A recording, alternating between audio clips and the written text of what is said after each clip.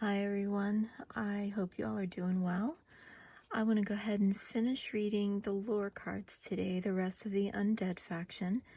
We're going to start with these two guys. Technically, Conroy is the next one in the numbered slot, but it's been said that Conroy and Oisin are split somehow. I don't know that brother is the right word, but as you can see when I read, these lore cards are going to be very similar to each other. Conroy was once a powerful warrior, champion of the last kingdom to fall to the Undead faction siege on the living. He was slaughtered by Wulfric on the front lines of battle. His indomitable will resisted his tainted resurrection in the garden, and as such his soul was split in two. Conroy inherited the combat prowess and rage of his former life. His identity shattered, Conroy is consumed by the need to become whole again, and will cut down any who stand in his way. Oisin was once a powerful mage, champion of the last kingdom to fall to the Undead faction's siege on the living. He was slaughtered by Wulfric on the front lines of battle. His indomitable will resisted his tainted resurrection in the garden, and as such his soul was split in two. Oisin inherited the magical prowess and intelligence of his former life. His identity shattered, Oisin is consumed by the need to become whole again, and will manipulate and destroy any who stand in his way. So, not quite brothers. Split beings, split soul, I guess is what you would call these two. I'm not sure how that's going to play out in the future. We'll see with new sets coming. Okay, let's continue. Often referred to as the White King, Corbin dons heavy bronze armor that shields him from everything except the most wicked strikes. He is always at Wulfric's side, protecting his overlord with his own life. He recently battled Selene to a stalemate during a skirmish. Despite her overwhelming power, Corbin was able to weather her strength and push her back. Ultimately, both sides disengaged before the battle became too costly for either faction. The most gentle of all undead souls, Chiwa bounces between bouts of lucidity and automation. While in control of his actions, Chiwa enjoys channeling his energy to help dying plants flourish. The rest of the time, Chiwa is a foot soldier for Wulfric, often leading to him requiring reanimation from grievous wounds in battle. This constant reanimation has led Chiwa frequently receiving glimpses of his past life, each rebirth reminding him more painfully that he will gradually forget who he once was. Chiwa is the one who was reanimated in the Undead comic. A tracker par excellence, Alona is an important asset for the Undead faction. Before coming to the island, it was she who would fly out to find targets with traits desired by the garden to further enhance their ranks. Since her arrival, her previous role has fallen by the wayside, yet she remains quite driven to secure bodies, fertilize the garden, and advance the Undead's agenda. I do wonder if Alona used to be an Ascendant, but I don't know. I don't know if that's already been revealed in some of the lore discussions or not. I could be wrong. I probably am wrong. One of the most recently risen, Leif has an affinity for expansive wild plant growth. Leif uses this power to travel quickly through the soil by growing massive root networks behind him to propel himself forward. Ambushing unknowing foes from below, Leif drags enemies deep into the ground, suffocating them and bringing their bodies to the garden.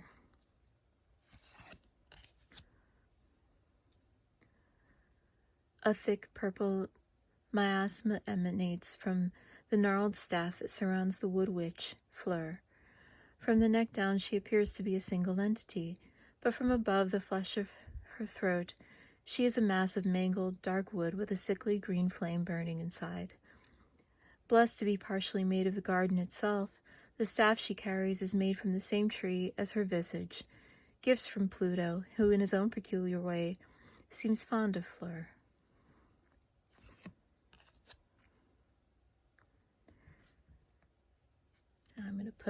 I'm going to bring Kanan back. because these two are connected. So let's read Kanan's lore one more time.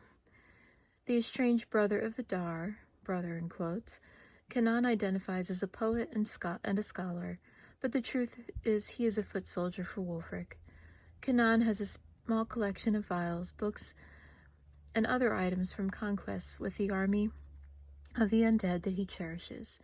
Sneaking away when he can, Kanan spends his time attempting to understand the cultures of other factions on the island, only to find his knowledge exploited for their downfall when his master comes calling. Reborn at the same time as Kanan, the two were once the most zealous of Wulfric's fighters and began to consider each other brothers. After the pair of them faced off against a young family of actual siblings and witnessing their distress as they watched their loved ones' corpses hauled off to the garden, something changed in them. Without his enthusiastic brother beside him, Vidar found himself feeling more solemn, conflicting with his internal fire for combat. Interesting to see how those two play out as well.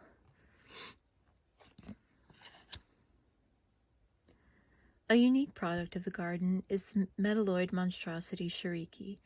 Pluto understands him as the waste of the garden by purging all the metal left on corpses into one being. On the other hand, Wulfric could not be more pleased by the living metal soldier who relentlessly skewers foe after foe on the battlefield.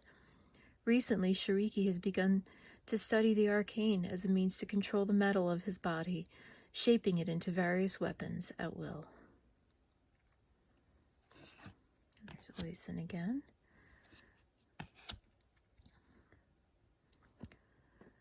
A powerful crime lord in life, Molimo was betrayed and poisoned before his tainted corpse made its way to the garden. While the drugs in his system addle his mind on reanimation, preventing him from remembering his origins, his rage is still expressed by the dark purple fungi that grow through him. They offer myriad effects at Molimo's whim to those that consume them, some harmful, some beneficial, and many that alter the mind. Much like Tocho, Juno seems to be resistant to the memory-erasing effects of reanimation in the garden. She fondly remembers painting scenic vistas over her hometown before it was raided by Wulfric and his unstoppable tide of undead. Although she was murdered and reanimated, Juno holds no ill will, as being undead has given her a new perspective on what it means to be a person. Curious as one can be, she spends most of her time among the Bardic Craig, sharing stories, singing songs, and most importantly, painting. Oh, she just sounds lovely. And finally, Tocho.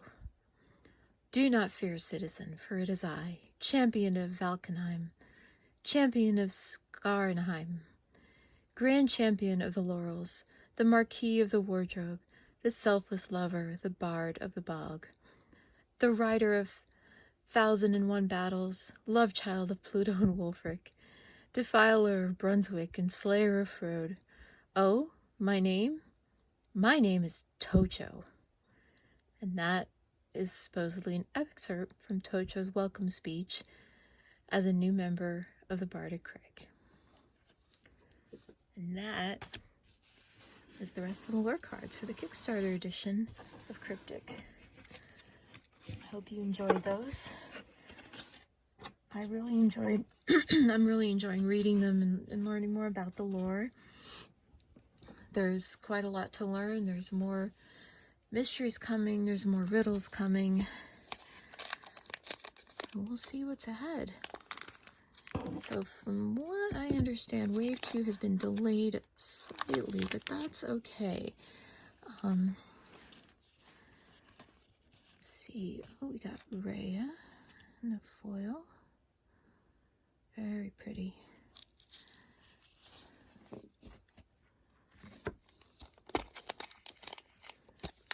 I don't mind delays in games that we're interested in. It means they care about the game enough to make sure everything's right. So I think that's wonderful. Ooh, oh, a foiled Juturna. I'll take that every day. She is I was reading all the flavor texts, and I'm hoping to be able to share those at some point with y'all. She's the only one, apart from Brassman's Will the Spell, that has no flavor text. And I'm assuming it's because the amount of writing on the card for gameplay.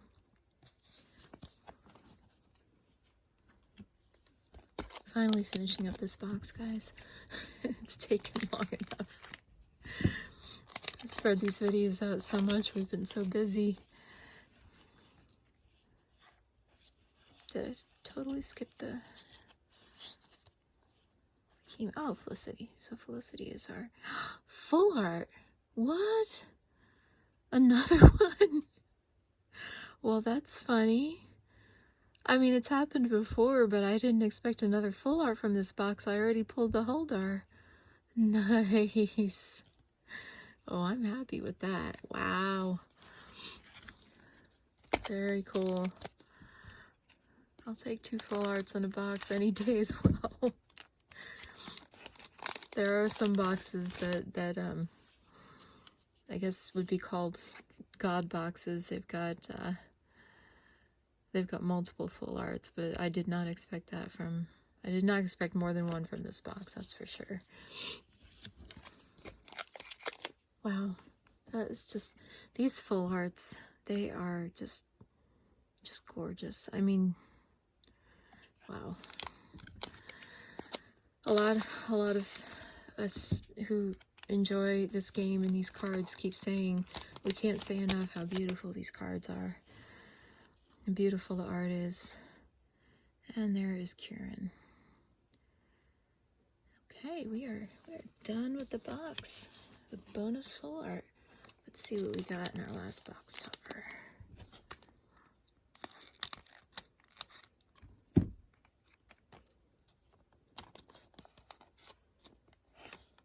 Ooh, Livia.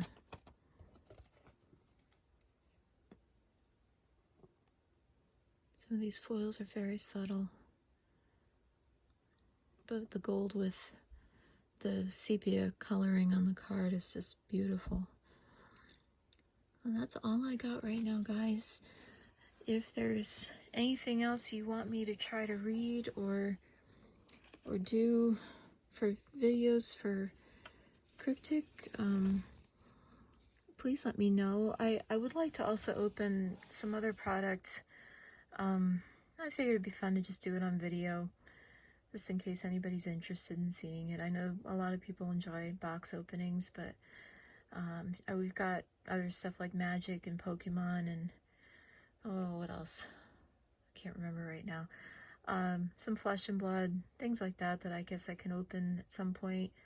But, you know, let me know what you want me to do, and I'll keep going with this if you all want me to. I enjoy doing it, and if you find benefit in it, and if I'm doing something that's beneficial to you, just let me know, or I don't know, talk to me. I appreciate you all for watching. Whoever is watching, I thank you so much. I just wish I could sit and chat with you guys, but thank you so much for watching, and have a wonderful holiday, whatever you celebrate. We celebrate Christmas, but not really. I mean, we just enjoy our time with family, and we just thank God for every day we have together. So take care of each other, take care of yourselves, your loved ones, friends and family, and we'll see you next time. Take care.